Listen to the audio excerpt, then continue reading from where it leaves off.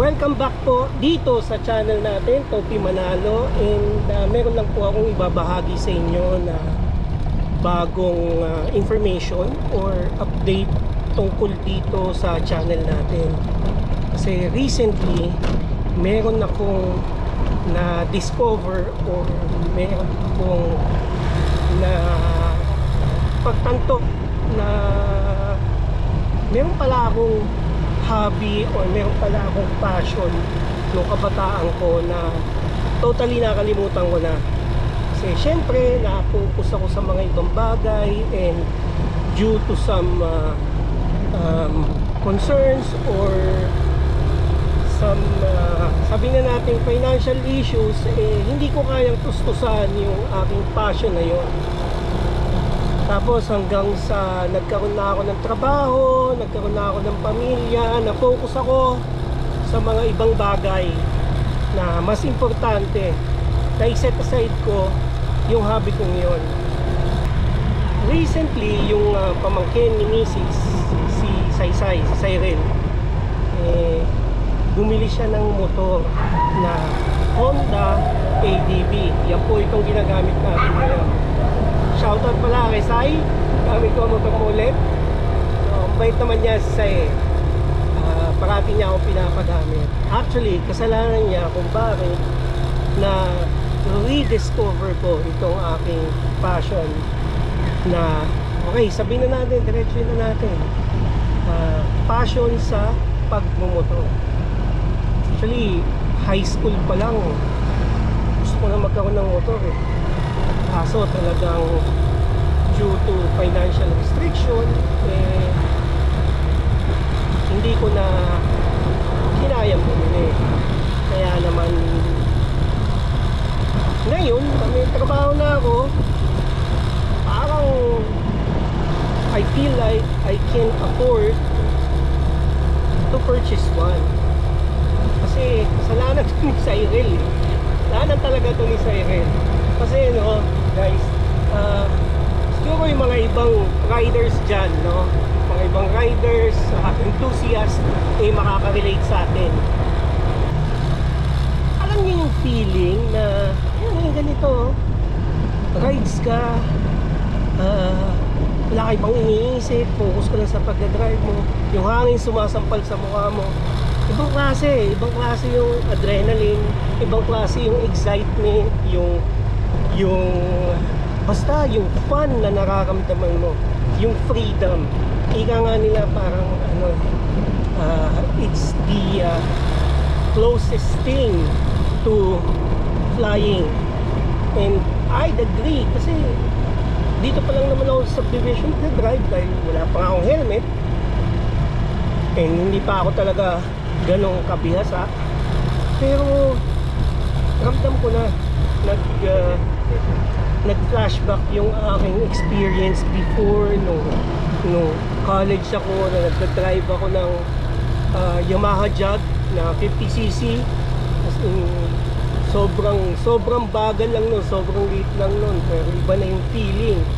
What more with these new scooters, new motorcycle na nagsipaglabasan na. Itong Honda ADV, guys, grabe, sobrang sarap gamitin.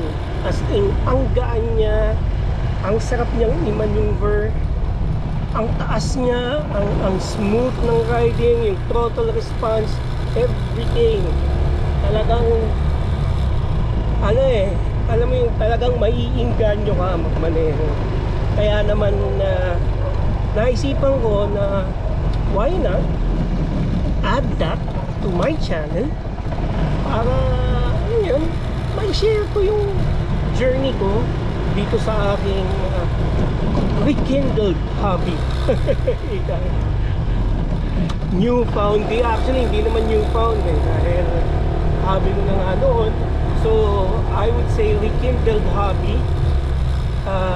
Dati ko lang passion na rediscover ko, and i-share sa inyo na tulad kong newbie, para naman kahit paano makatulong ako sa inyo, and then at the same time yung mga makakapanood na viewers natin na mga talagang batikan na rito or kabisado na nila talaga ang pagmumotor, makapag-share sila ng information, ng tips para madagdagan yung kaalaman natin, di ba?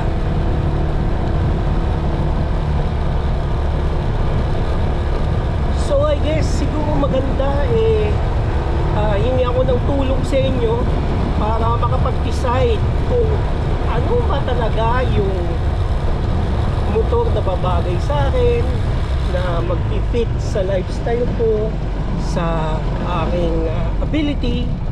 Kasi sa nabanggit ko nga sa inyo, baguhan lang naman tayo, and ayaw akong gumastos ng ganito kamahal, no? Ng katulad ng gastos ko sa iyo, medyo may kataasan na presyo nito. Nabili namin to sa Pasig, I think 175. Ang kuya sa inyo yamanin cash bumili. So tayo siguro yung mga below 100 for me, no? Parang below 100 kasi gagamitin ko lang naman ng aking mga everyday errands, paikot-ikot ko sa subdivision, gagamitin ni Mrs. Pangsusundo ko ng bata, pangpunta sa palengke, alam nyo yun, yung talagang daily use. Kasi may sasakyan tayo, masyadong hassle dalhin SUV. So bukod sa magastos na sa diesel, napakahirap pang iparada, napakahirap i-maneuver. Doon nung nagpunta kami ni Sai sa Marikina, sinama niya ako. Siya nag-drive, umangkas lang ako. Grabe, sarap. Ang bilis namin makarating. Kahit traffic pa yan or maluwag ang daan, it doesn't matter. Talagang malaki ang ma-save mo in time, in effort kung nagdadala ka ng kotse.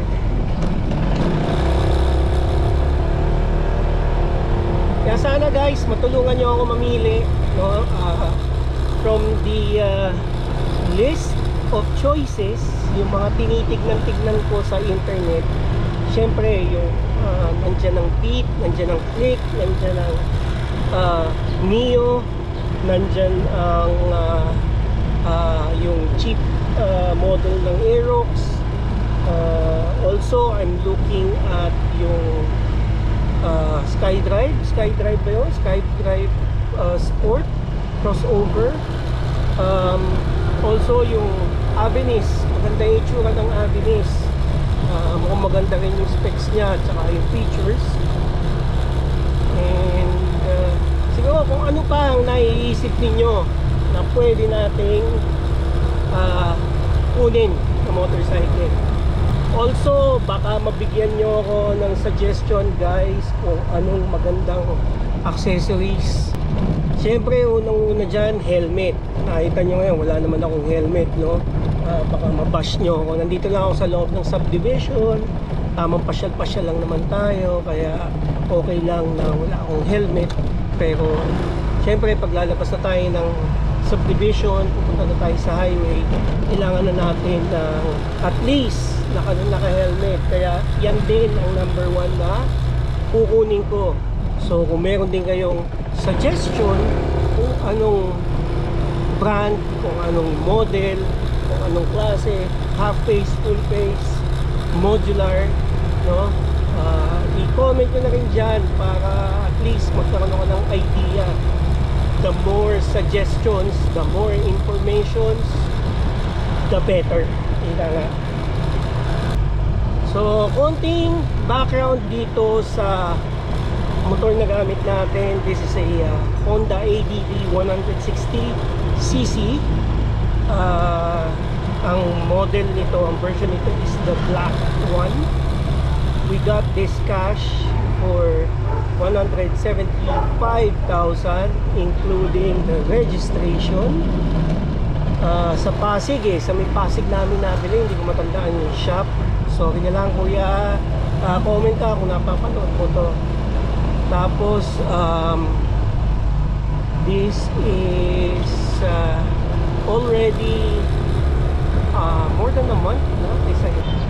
tumakbo na to ng 1,205 kilometers, no? In a matter of 1.5 months, tumakbo na ng 1,205 kilometers. As in, talagang sulit na braking na ginawa ni Siren dito. Naibiyahin na niya sa Tanay. Nagpunta na sila sa may camping site silang pinuntahan. Hindi ko matandaan yung pangalan eh. Kasi na-semi off-road na niya, naitawid na niya sa mababang ilog. So yun, talagang ginamit niya yung full potential ng ADB 160, and I can say na sobrang grabe, sobrang dependable nitong motor na to. Kaya naman po hindi to ganito kalaki at hindi to ganito kamahal, malamang ito rin ang kukunin ko. Kaya lang for me, parang since baguhan ako, medyo parang I'd rather have a lower version, mga 125 lang, 125cc, para sakto-sakto lang. Napa-change oil na rin pala niya to doon din sa shop na pinagkunan namin. So since libre yung labor ng pagpapa-change oil, dinala niya ron. Tapos bumili na rin siya ng langis doon. Ang ginamit nila is yung fully synthetic ng Honda. I think parang 600 pesos yata ang binayaran niya. So after that, palitan ng langis, yun, gumanda daw yung takbo, gumanda hata. Kaya naman nung na-testing ko ako, masasabi ko talagang ang ganda rin, ang sarap din gamitin. So sige po, tatapusin na natin dito yung video. At baka mamaya hinahanap na ako ni Saysay, baka magalit at hindi na tayo pahiramin ng motor. Sana nagustuhan nyo, no? Sana may napulot kayo rito. Paki-like na lang po yung video natin at paki-share na rin. Pa-invite po yung mga kakilala ninyong nagmumotor at mahilig sa pagmumotor. Baka sakaling matulungan nila tayo. Also, kung meron kayong comment or suggestion, sulat nila po dyan, and babasahin po natin. At kung bago po kayo dito sa channel natin, imbitahan ko po kayong mag-subscribe at hit po ninyo yung bell notification for more updates sa mga upcoming videos natin. Again, Topi Manalo po, maraming salamat. Hanggang sa susunod po. Bye bye.